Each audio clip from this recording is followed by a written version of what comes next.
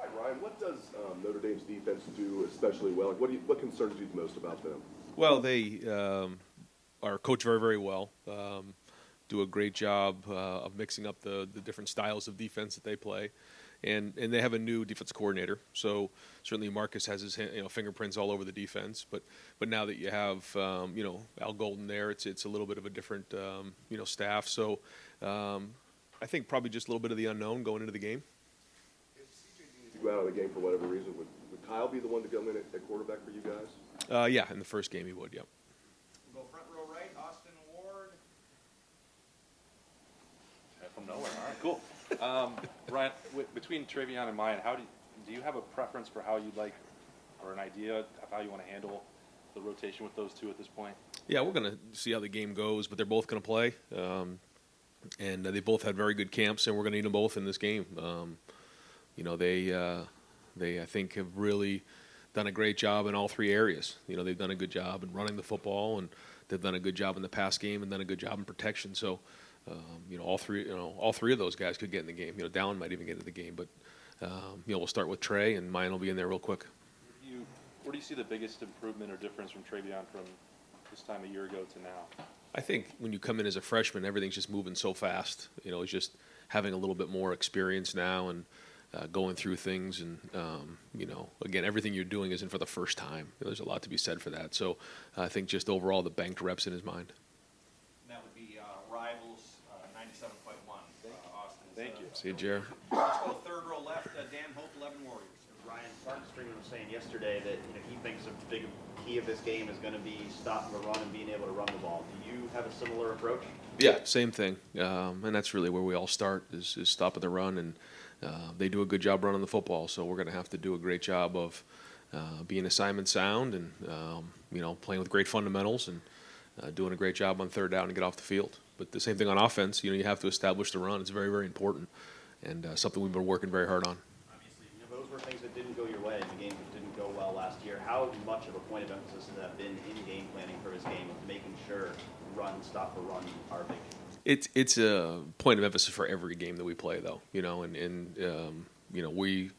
have spent a lot of time on it, but not any more time than we have in the past. I mean, that's where the games are won and lost. Is up front. So, but have certainly spent a lot of time on that. Right in front of him, Stephen Means, Cleveland.com. Ryan, obviously you're trying to prepare for a game, but there's obviously going to be a lot of recruits walking around here, maybe more than you've had pretty much in your career here. Is there any extra message you have for those guys, and maybe how do you handle that while also trying to focus on top 5 matchup? Yeah, we've had conversations leading up to this game about a lot of our recruits coming to this game, and it's been exciting for them, and we are going to have a big number here. And I think most of the conversation leading up to the game has been had, the recruiting's been had. Now it's time to go play the game and just allow them the opportunity to see what an atmosphere at Ohio State's like, playing in Ohio Stadium, top 10 matchup, ESPN game, just the whole atmosphere, and just take it all in and then picture themselves being on that field. And I think a lot of guys are really excited. We got people flying in from all over the country here to be part of this game. So happy that they're going to be with us for this one. CJ and Jackson specifically, that relationship, since they've gotten here, how have you seen those two kind of grow?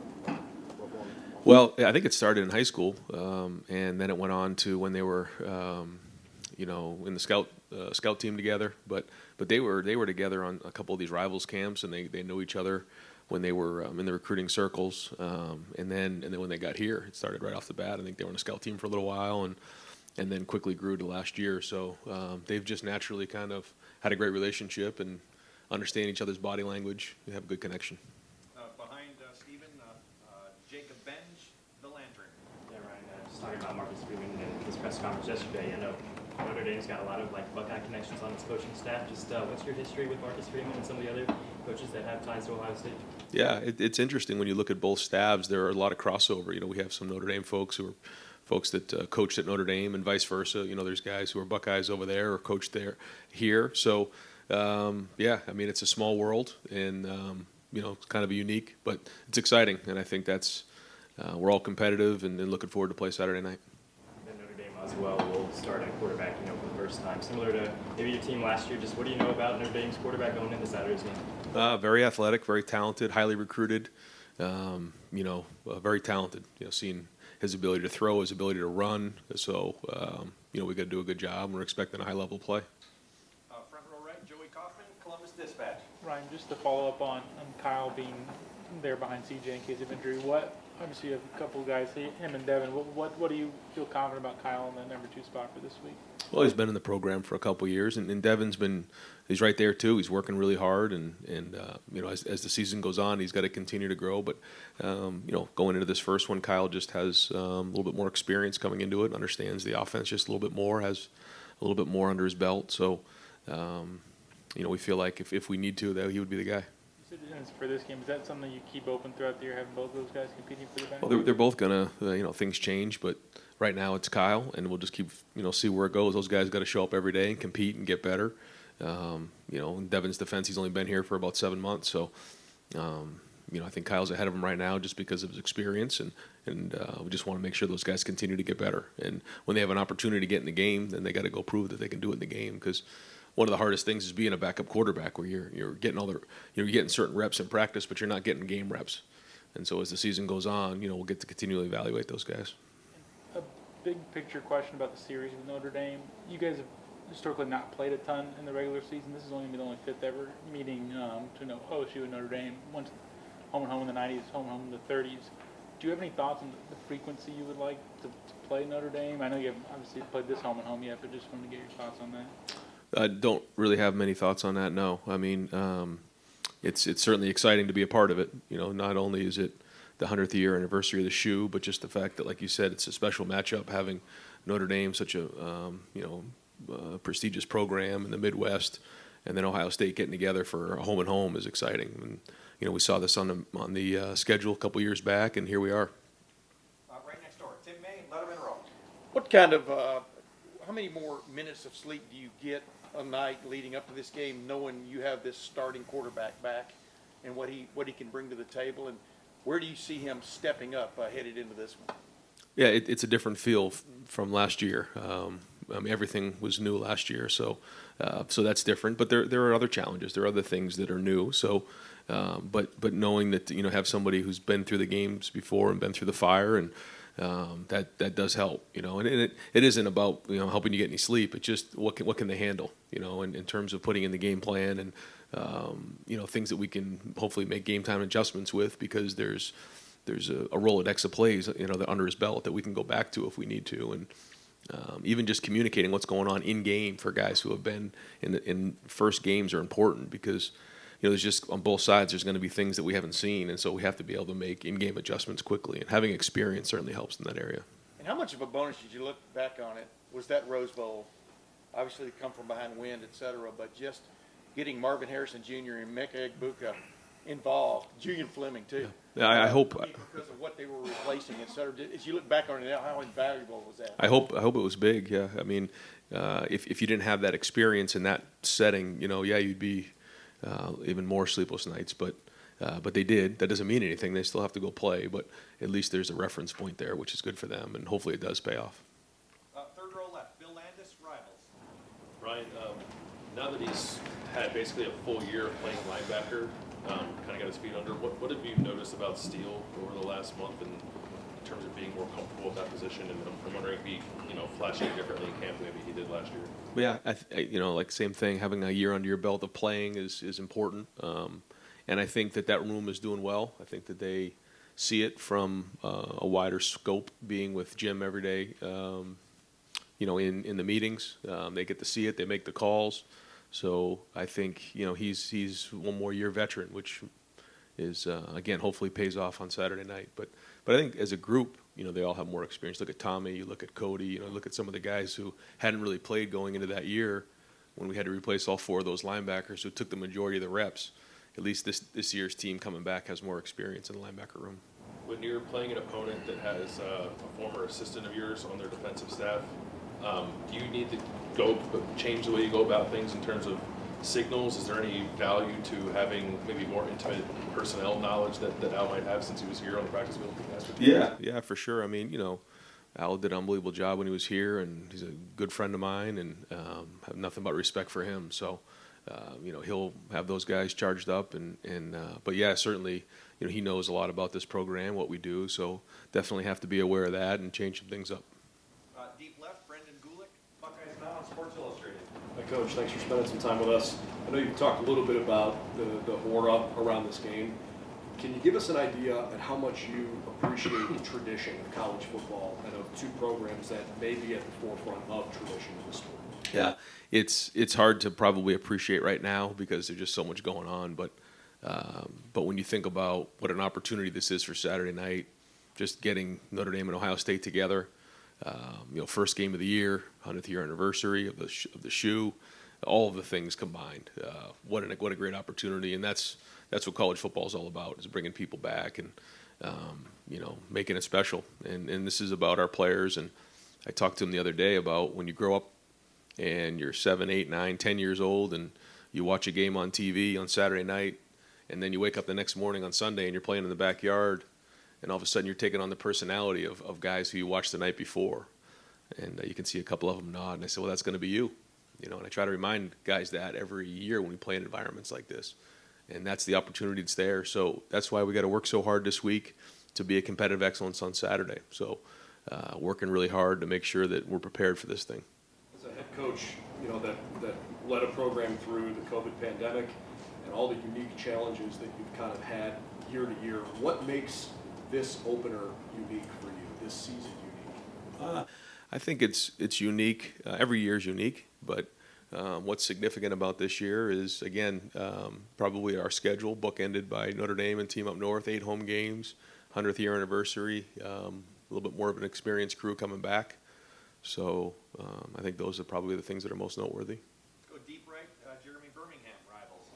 Right. Obviously, in your 4 years here, you guys generally try to avoid the huge recruiting events during game days, but with the game being at night, does it make it easier, and are you worried about striking a balance between finding time with kids and all their families coming in and just being ready for Saturday night? Yeah. All the focus is going to be on the game. We have a great recruiting staff that's going to do everything they can to make sure they put on a great show and be great hosts for our recruits, but time will be limited.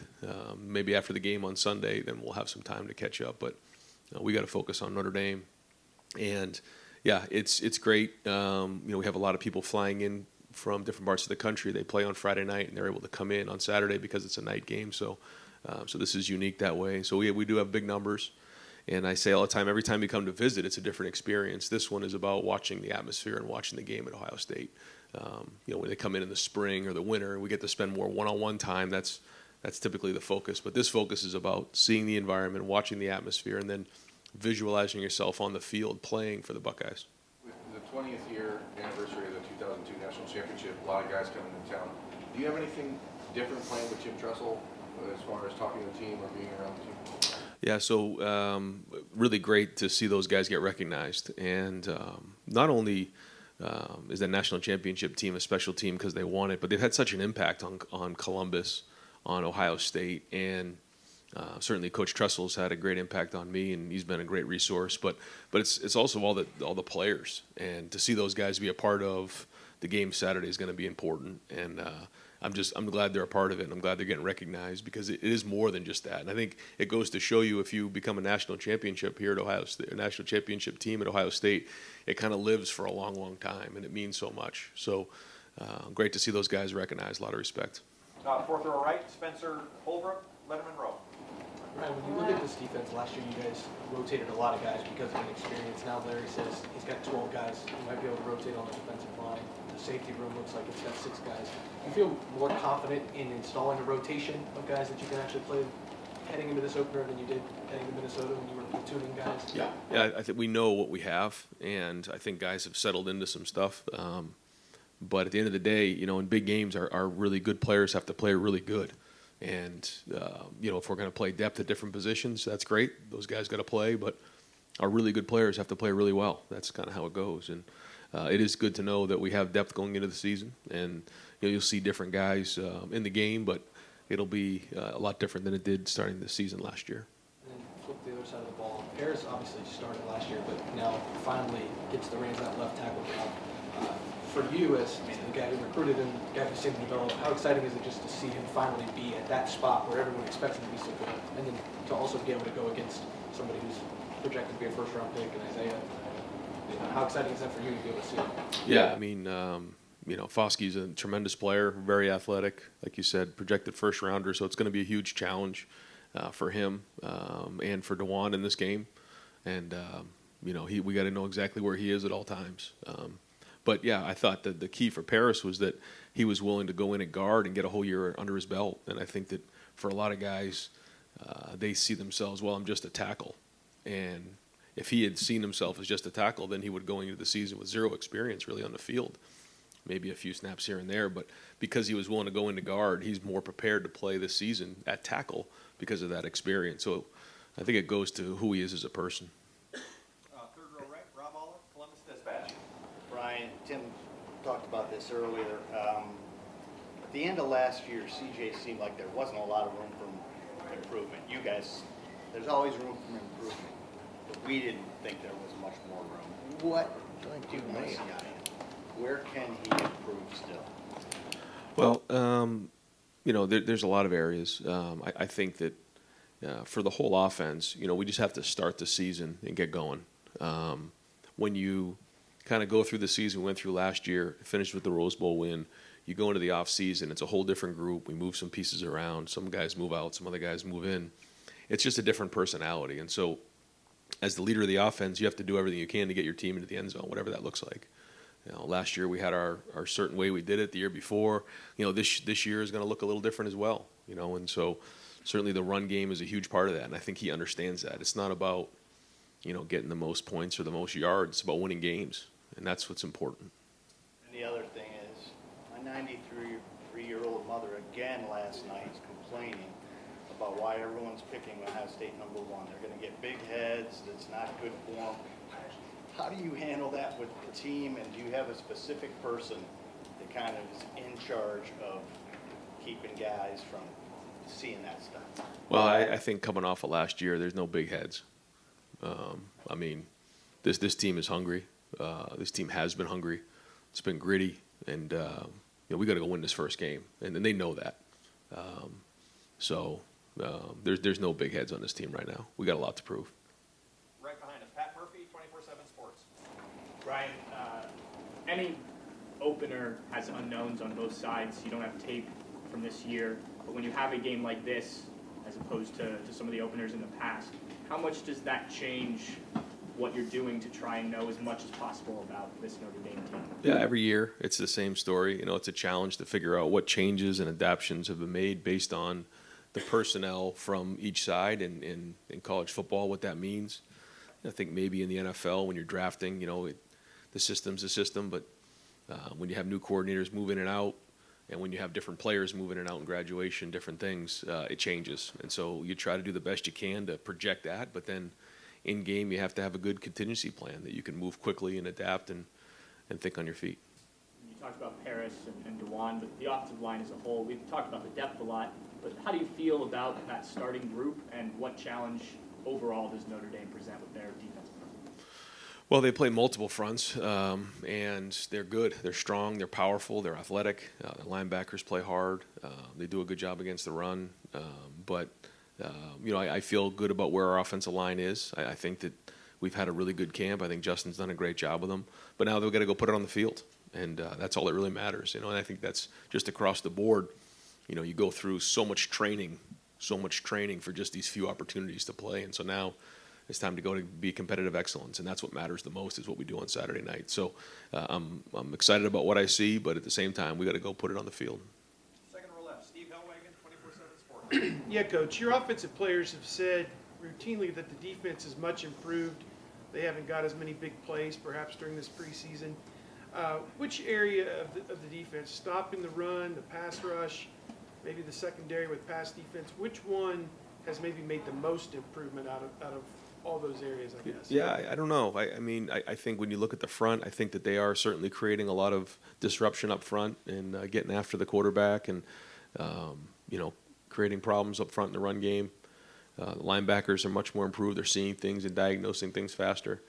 But the secondary as well is playing at a pretty high level. So I think across the board, it's just an overall improvement. I think that the guys are playing with more confidence. I think it's probably the combination of guys on that side of the ball with more experience and then embracing a new scheme. And just curious what the assignments will be for your assistant coaches up, down for this game. Yeah, I think we've gone back and forth on that. I think on the offensive side, we'll pretty much stay the way we've been, and I think Jim's done it a couple different ways, and we're gonna kind of decide here towards the end of the week what he's gonna do. Front row, middle, Bill Rabinowitz, Columbus Dispatch. Right, even though you have an experienced team, you're playing at home, what's it like for a coach before the first game of the year? Because there's no preseason, you're playing a top opponent. Just kind of your mindset right now. I think it's just to try to have a great day today, because again, we talk about it all the time. You can plan for the future, but there's nothing you can do about the game yet. All you can do is just have a great day today and focus on the fundamentals, focus on getting better, making sure that everything's clean today in practice.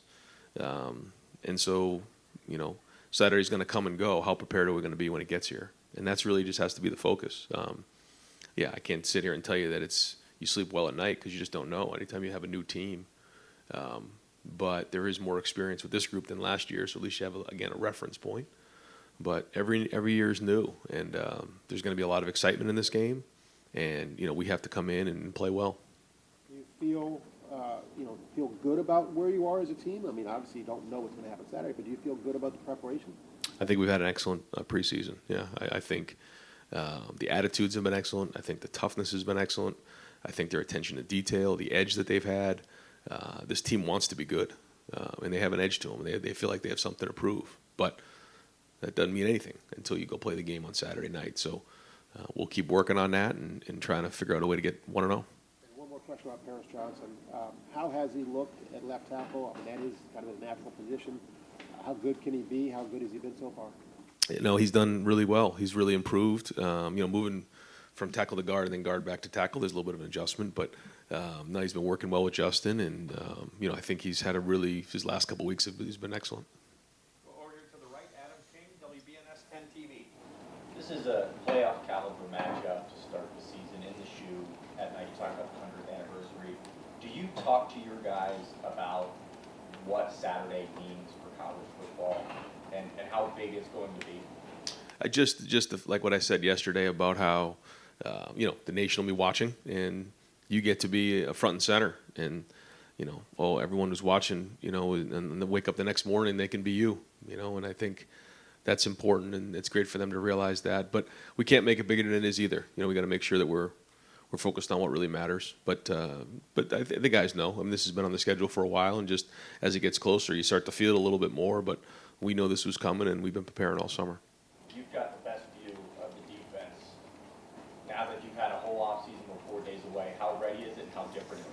Yeah, I mean, still a couple days away, so we're going to keep preparing all the way till 7:29 when the foot hits the ball. But it's time to go play somebody now. I think as much as our guys are doing a great job of being focused, they want to go play a game and hit somebody else, and I think they're tired of practicing. We can't get tired of practicing. We got to keep working, but no, I mean, these guys have been working hard for this moment, and they've done a great job with the installation. They have a great job making adjustments and learning and growing, and now it's game planning Notre Dame. So, I think we're in a great place. We'll see you again Saturday night.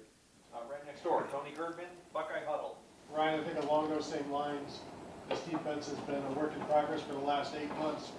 Where's your excitement level, your emotional level to finally see that against an opponent? Yeah, it's going to be great to see. Just a bunch of guys running around with great energy and great confidence, and that's what this thing's going to be.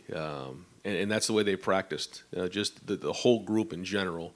If you come out and watch practice, you can see it. It's just there's an energy level to them, a confidence, guys buzzing around, playing fast, playing violent, creating chaos out there, and that's going to be fun to watch. Way over to the right, Don Berry, WBNS 10 TV. Coach, as you take the pulse of this club, how ready are they to play a game? And you mentioned the edge these guys have. Will Angry Team take the field on Saturday? And I don't know, what keeps you up late right now? Yeah, well, one thing I tell them all the time is when you play in big games, a lot of guys, they just want to get me to the game, get me to the game, get me to the game. Well, it's only Monday, and today is Tuesday. We have a long way to go before we get to that game. So what happens is if it's just get me to the game, you lose focus on that time. We have to be ready to go at 7:30 on Saturday night. So, we're preparing, and we're going to continue to prepare to make sure we're ready right at that moment to play with the mental, physical, and emotional energy that we need. But yeah, I mean, this team certainly, wants to be great, and it's going to start September 3rd. I mean, you've heard the things. I mean, these guys have talked about it. They heard things that people said about them a year ago and all that. Is there a fire with this team because of some of the comments that were made in the past? Yeah, but I think when you're at Ohio State, you can't listen to that because they're the same ones that, said things that weren't very good, the same things that are saying that maybe one of the better teams in the country coming into this year. So, when you listen to other people's opinions, you respect them more than your own. So you just have to focus on what really matters and just, kind of distract all the noise and keep it out of the building. Kind of with that said, though, there's always a big target on you guys, and more so than ever. How hard is it to block and to block all that out? I mean, you're hearing this is a national championship caliber team, this and that and that. I mean, do you guard against that with your kids? Yeah. I mean, we don't talk about any of those type of things because that's not what the focus is. And the competitive stamina is what we've been talking about because we know that at Ohio State you have to bring it every single week. And in order to get to reach our goals of where we need to be, we have to bring it every day and every game. And so we start looking ahead and lose a day, then we put ourselves at risk. So focusing on the process, focusing on the day, and making sure that we have the stamina that we need to go win this game. Got time for two more. Over here to the right, Nathan Baird, Cleveland.com. Another question about the defense, maybe kind of looking back, at what point over these past 8 months did you kind of see the impact that Jim was having on the defense? Like, it was tangible to you that the change that you wanted, the adjustment that you wanted was happening? Yeah, I don't know if it was one day, but you could just see it over time building just the confidence of the guys. And they play with a lot of decisiveness. They play with a lot of confidence.